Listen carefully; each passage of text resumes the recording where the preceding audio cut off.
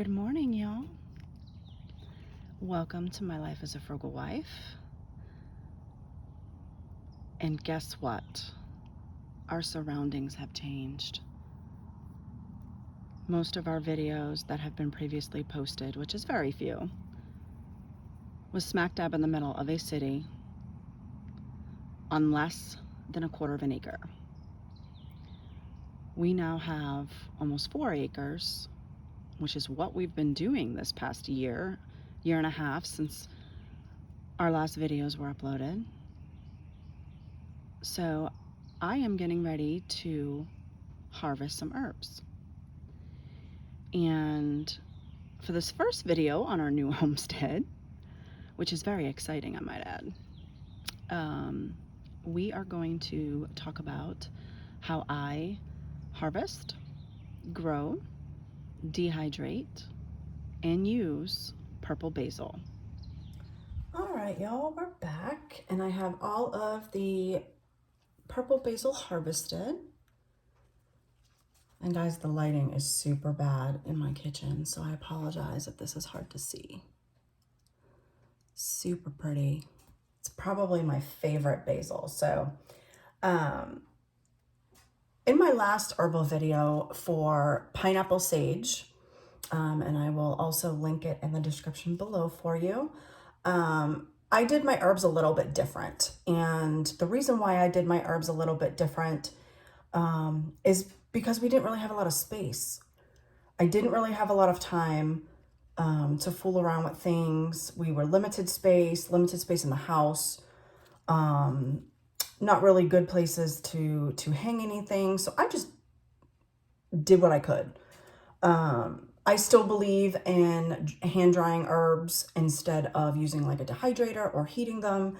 Room temperature for me is best. It maintains its color and it maintains as much as I can from the original plant. I don't want to sacrifice anything, especially seeming I put effort into growing. This season, not much in particular, because like I said earlier, we had a very bad drought. So it did take a lot of effort to water and keep up with that just to kind of compensate. But I will be drying today a little bit differently than I did in that video.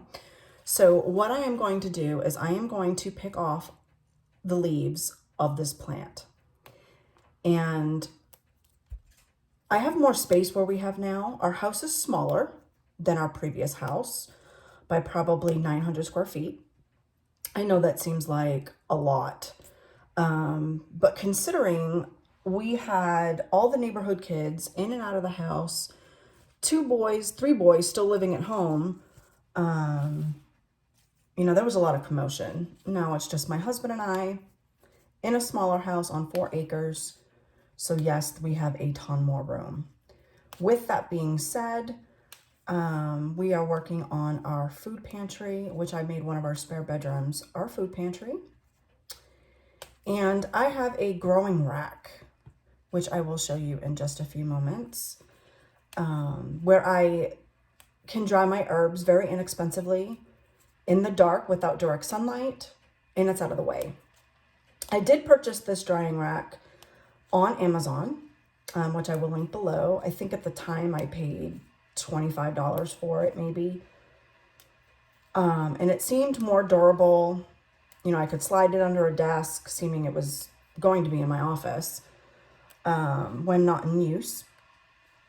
And I said, why not? Rather than spend money on these expensive herb drying racks, I just went with a sweater rack. Same thing. It has 4 sections, and it required no tools to put together. I think it took me less than 5 minutes to put together. So I am going to pull off all these leaves, and when I'm done, I'll show you the end result. All right, so I have my 2 bunches all taken off the stem. So what I did as I was peeling them off, or pulling them off the stems, I separated them into 2 piles. I have green leaves and purple leaves. While they will do the same thing and give you the same flavor profile, I want things that are rich in color due to those antioxidant properties. So I would use this, but maybe cook with this, if that makes sense. So I am going to save those and put them aside. Now, as I said, this purple basil is not going to really hold up to the temperatures of cooking. It will give you flavor, most definitely. Color-wise, not so much. Which is why I tend to go with the greener version, which are usually found at the bottoms of stems. So if you lift your basil plant stems up, you'll see all at the bottom, it will be a more greenish tinge, or there'll be like a mixture of more green, less purple. Those are the ones I tend to cook with. So I just boiled some tea, or water for tea, I should say. And I will show you how to make basil tea. Now, there are two ways that I will make my basil tea. One is for cold iced tea, and the other one is for hot tea. Both are absolutely delicious. All right, I just wanted to grab a pad to put under here so I didn't shatter the glass. And this is just a glass carafe. One viewer did point out in my last video on the pineapple sage video that I didn't put the top on quick enough to capture all of the essential oils, and they evaporated because I delayed on that. So something I've learned, so thank you very much. I just didn't pick up on it. It didn't dawn on me to think that I would be losing anything. So thank you. I do this from now on. So let me get some basil leaves in here. You don't need a lot. This has a strong flavor.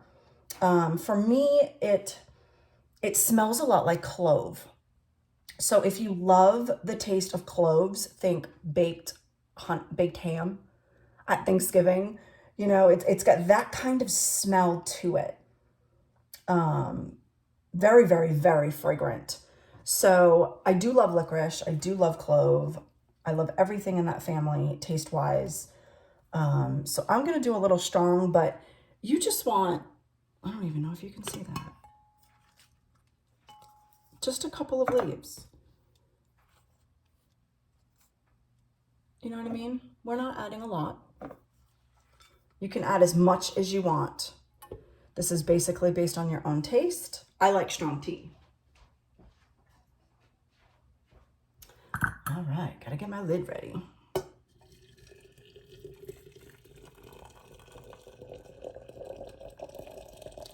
And I'm just gonna make half a carafe because it is just me.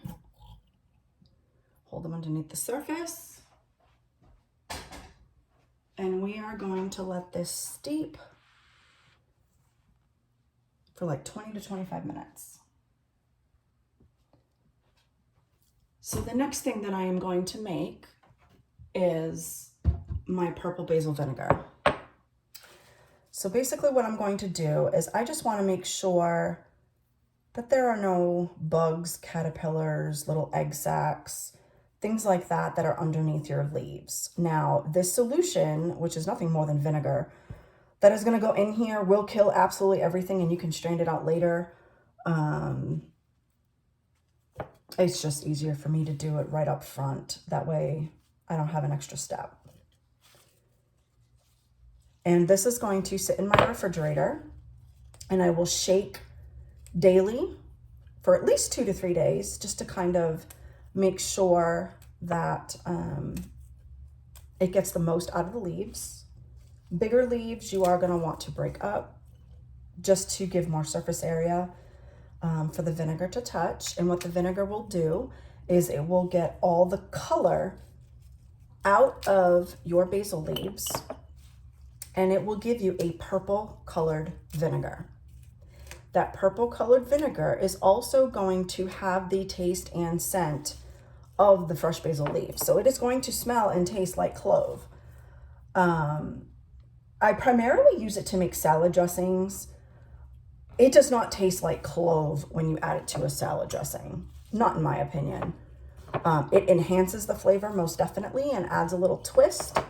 But unless you're using this straight up out of the jar, it's not going to taste directly like clove. And that's just my opinion and my experience. So I have my mason jar full. Now I typically make quart jars. I use a couple tablespoons when I make salad dressing, a couple tablespoons when you want to make something like barbecue sauce or ketchup, anything that really calls for vinegar. You can substitute with your homemade purple vinegar, which also boosts antioxidant and antimicrobial properties. I'm sorry, antibacterial, not antimicrobial. That was a mistake comment. But I do want to put out a disclaimer before I go any further that I am not a healthcare professional. I am not licensed, certified, educated in any way, shape, or form, other than I have been researching and making things on my own from scratch, practicing herbal medicine, things of that nature for my own family for at least the past 10 to 12 years. This is based upon my own research, and all of this I learned online and from books. So please do not take anything that I say as expert advice. I will share my experience, what I think, what I use it for, but other than that, you need to use and research at your own discretion. Now that that is over, primarily the reason why I do this is because it is really, really, really good as an antioxidant. It is also antibacterial, and it is extremely high in vitamin K. The oils itself, I haven't really tried to extract oils as of yet on my own. Definitely a goal for the future. But I have read in numerous places that it will boost your immune system. And I'm guessing that runs true for anything that is purple, as elderberries are also purple and they also boost your immune system. So I love this in marinades, dressings, anything that calls for vinegar, I substitute. Who wants boring vinegar? Give it a free flavor boost. It takes zero effort to grow basil, at least in my opinion, as long as it is semi-shaded. So I am going to go get my vinegar, and we are going to fill our jar. So I have just plain old Walmart vinegar. Nothing special, nothing expensive. You can use whatever you want. The clearer the vinegar, the better it will be. And this is going to sit in the refrigerator until you feel like using it. It will not go bad. Now, the longer you keep the leaves in here, they may get black and mushy and get a little gross. So once you're sure that you have basically extracted everything you possibly could from these poor little leaves, you can go ahead and strain it and put the vinegar back in your jar. And then it will keep, I swear, forever. I think I've had one up to 2 years in my fridge. So let me get a sample.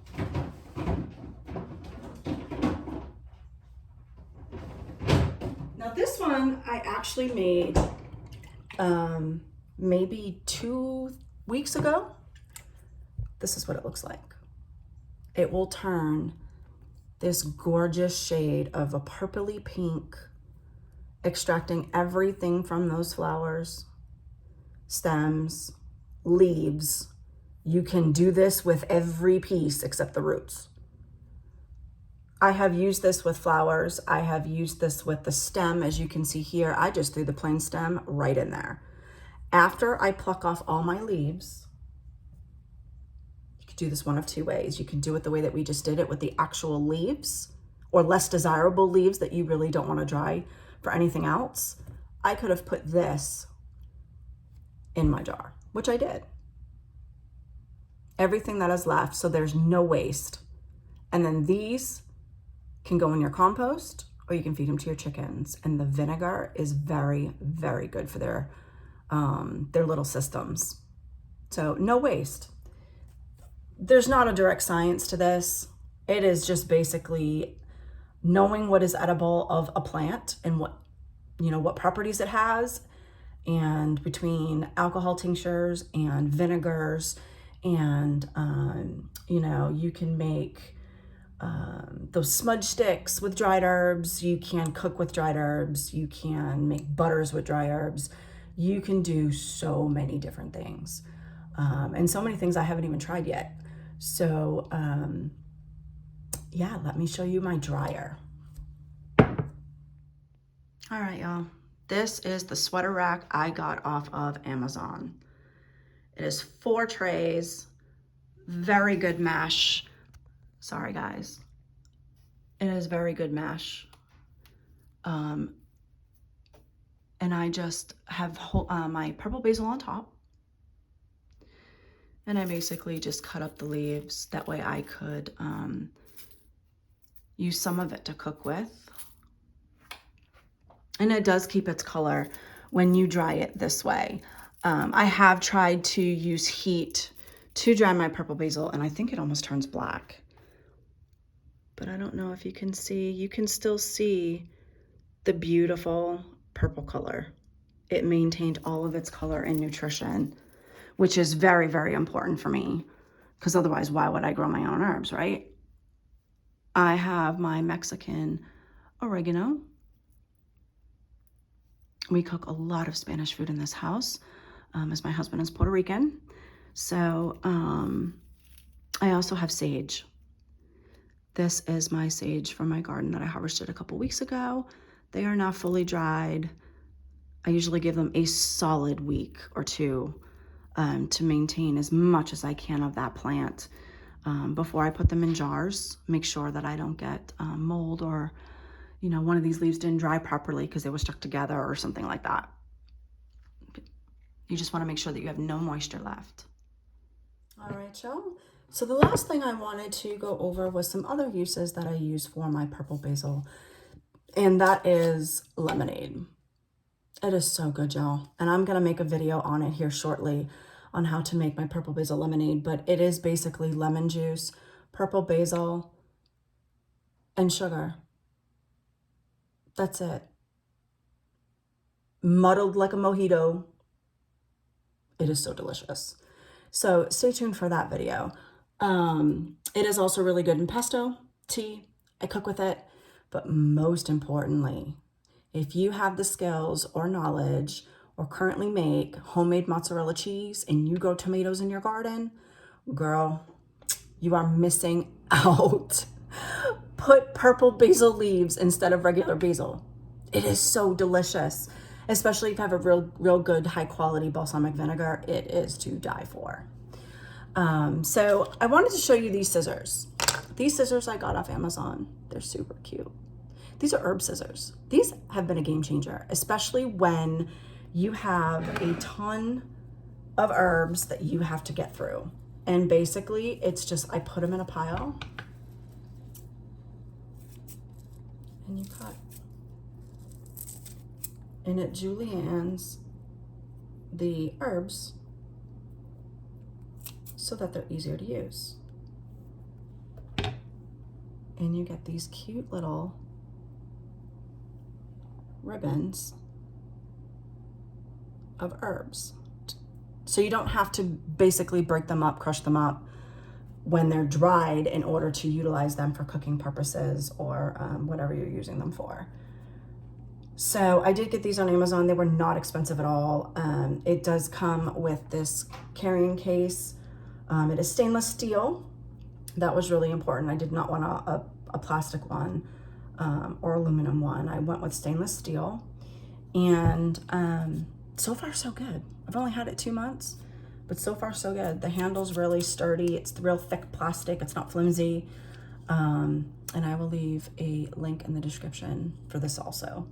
So until my next video, thank you so much for joining me today to go over purple basil. And until next time, bye y'all.